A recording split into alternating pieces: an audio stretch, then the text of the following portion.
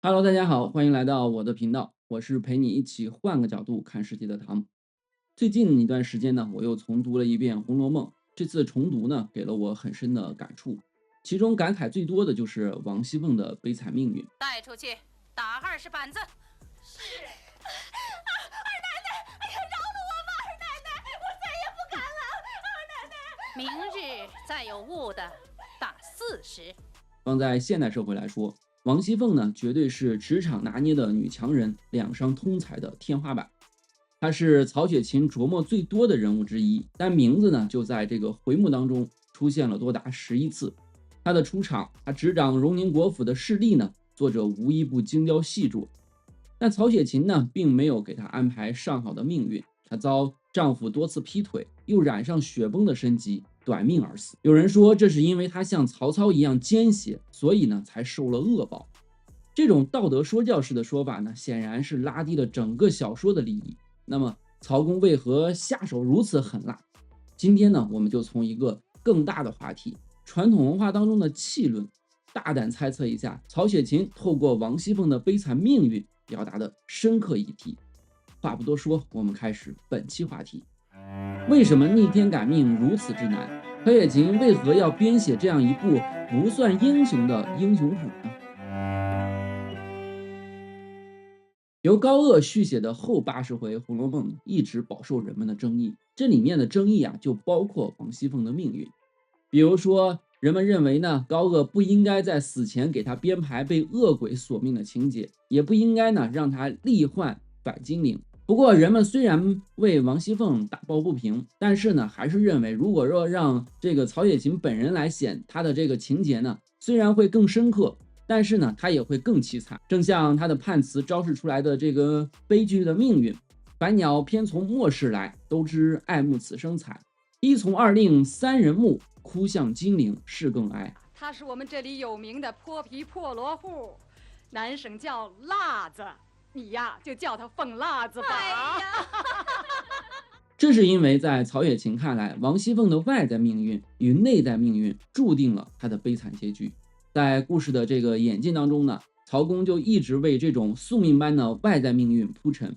熟悉《红楼梦》的朋友都清楚，这本书呢为我们编织了3个彼此交织的故事体系，一个是贾史王薛4大家族的现实世界，另一个呢是由警幻仙子主持的这个太虚幻境，还有一个呢是大荒山下无极崖的这个仙境青埂峰。小说的故事起自于青埂峰，这里呢是宝玉的诞生地，它原是女娲补天气用的一块顽石。正如书中所讲，贾宝玉之所以能够在这里修炼通灵，是因为青埂峰四处呢弥漫着一种神秘的气。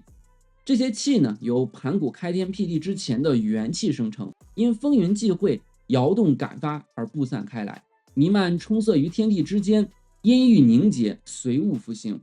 这种气的说法呢，并非曹雪芹的首创，而是古人先贤一种哲思的隐喻。如果翻开古人的这个书籍呢，就会发现大量的这种气的身影，像万物负阴而抱阳，充气以为和。又或者说呢，精气为物，游魂为变，元者气之始也。古代呢，气的这个写法呢为气，它上面一个无，下面一个4点水。它虽然与现代的这个气呢有着相同的这个读音呢，却与气体的这种具象的意思呢相差万里。它代表着一种神秘的能量，无形无色，却赋予万物以灵性，是人之所以为人，石头之所以为石头的原因。所以呢，我们往往会读到古代的这个神话的时候呢，一些神妖鬼怪出世时呢，总会伴随着那么熟悉的一句：吸天地之精气，修炼成什么什么什么什么。这个精气呢，就是古人认为的气。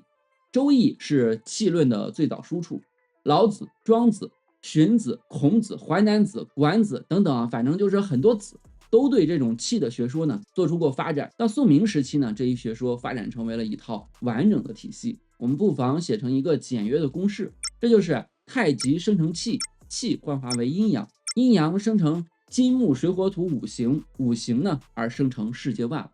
这就是古人的一个大概的世界观。首先呢，古人认为气作为天地万物之间的中介，维系着天地万物之间的这个相互联系，使它们成为一个整体。人为宇宙万物之一，处于天地气交之中，故而呢也是这个整体当中的一部分。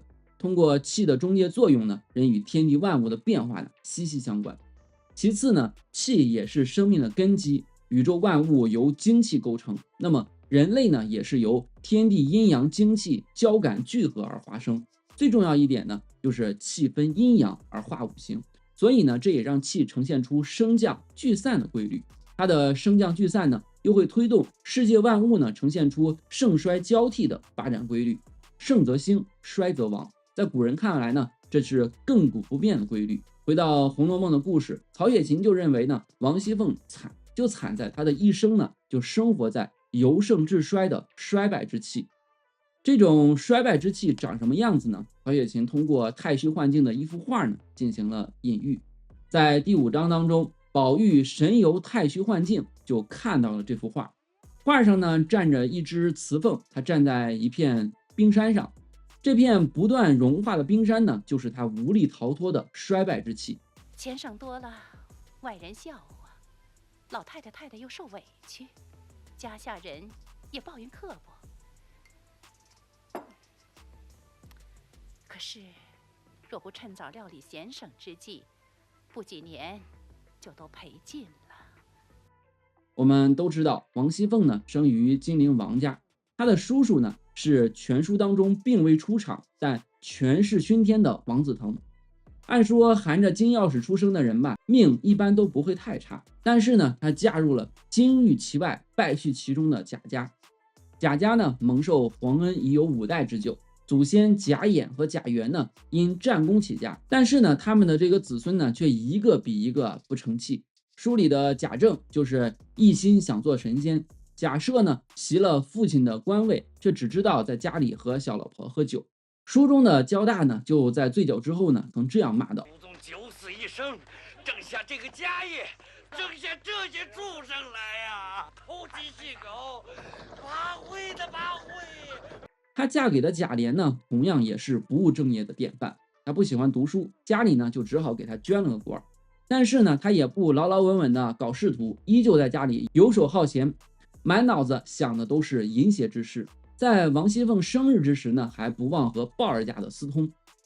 王熙凤千方百计的跟丈夫的外意做斗争，也无法扭转贾琏的心思。两个人的关系就像是一种影射，象征着贾府这艘终将沉没的巨轮。嫁入贾府之后呢，王熙凤的聪明才智就得到了一众人等的赞许，于是呢，她成为了荣国府的这个执掌人。秦可卿死后呢，她又把宁国府的整个管理呢揽了过来。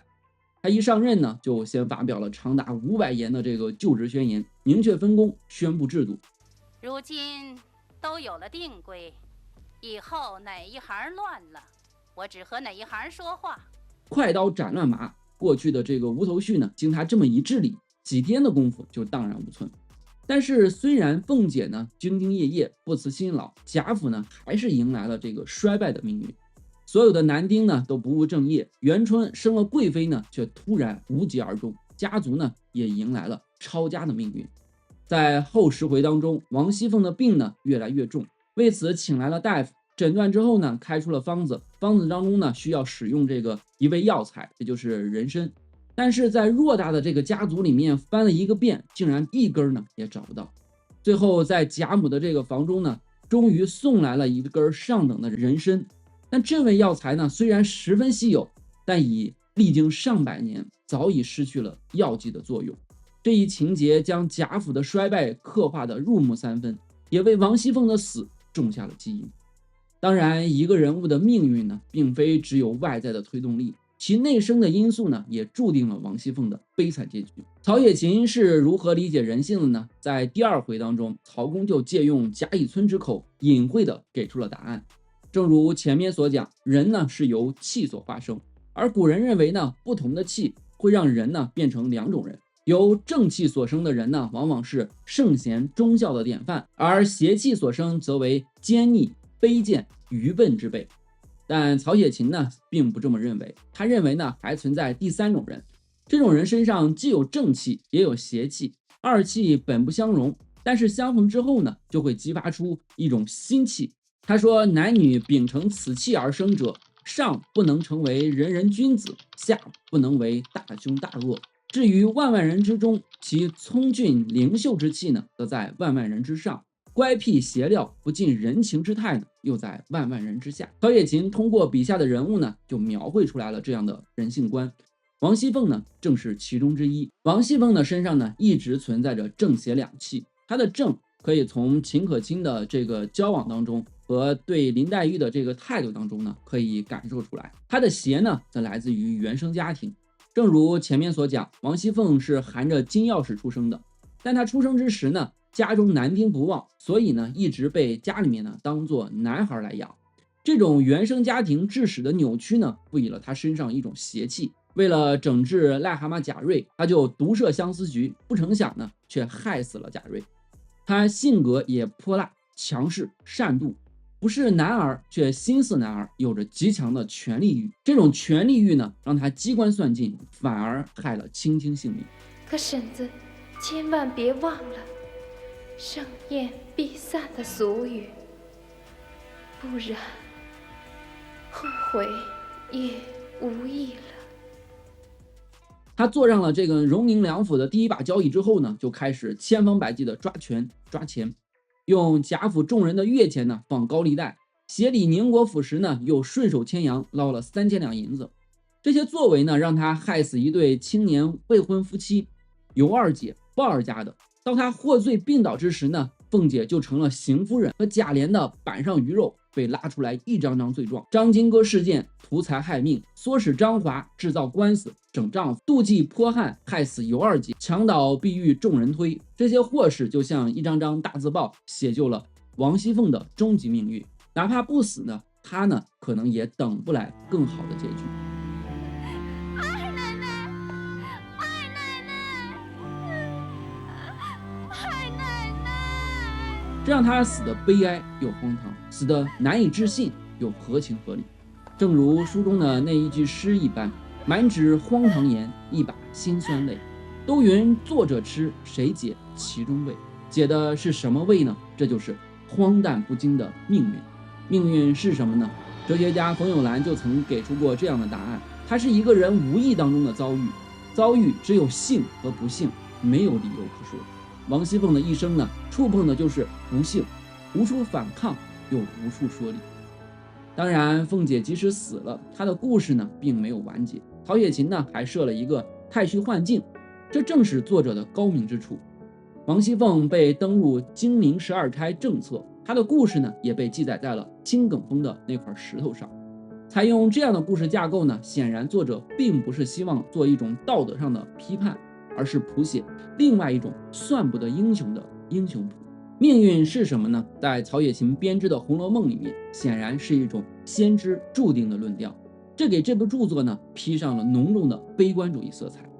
当然，我们可以基于对气论的这个哲思进行批判，比如说像在哲学家黑格尔那里，世界的发展轨迹呢就不是阴阳交替，而是正负相合，并不断进行提升式的发展。斯诺宾莎呢则认为世界呢是由神秘的数学构成，达尔文则认为历史是进化的，是生命的演进。但在曹雪芹的世界里，命运始终无法改变。我们身上的某种劣根性，又或者是我们的先天宿命，这些呢都我们无力逃脱。但这并不影响这部著作的伟大之处。曹雪芹之所以撰写一部这样不算英雄的英雄谱，正是因为这些人物就像生活在这个星球上的我们一样，既非什么人人歌颂的偶像，也不是什么大奸大恶，即便被命运捉弄的物是人非，也凭着真情实感的活着。就像书中的王熙凤，她的一生如此短暂，却正如烟花一般，别样璀璨，别样耀眼。周汝昌先生就曾提出这样一个观点，他就认为曹雪芹透过这个故事为我们提供了一种新的人性观、人生观。这就是虽然我们无法逃脱命运，但是我们至少真情实意地活在这人世间。这也是为什么王熙凤的邪恶可以邪恶的让人如此感伤，她的故事如此让人动容，她的形象呢也可以做得如此的鲜活。曾期待過，總有詩跟遠方，但還是現實共理想卻相差太多。平凡人像我，為了三餐奔波，疲倦透了，偏偏得到卻不多。誰講得好聽，生命美麗。好了，以上就是本期的內容，我是陪你一起換個角度看世界的唐，我們下期再見。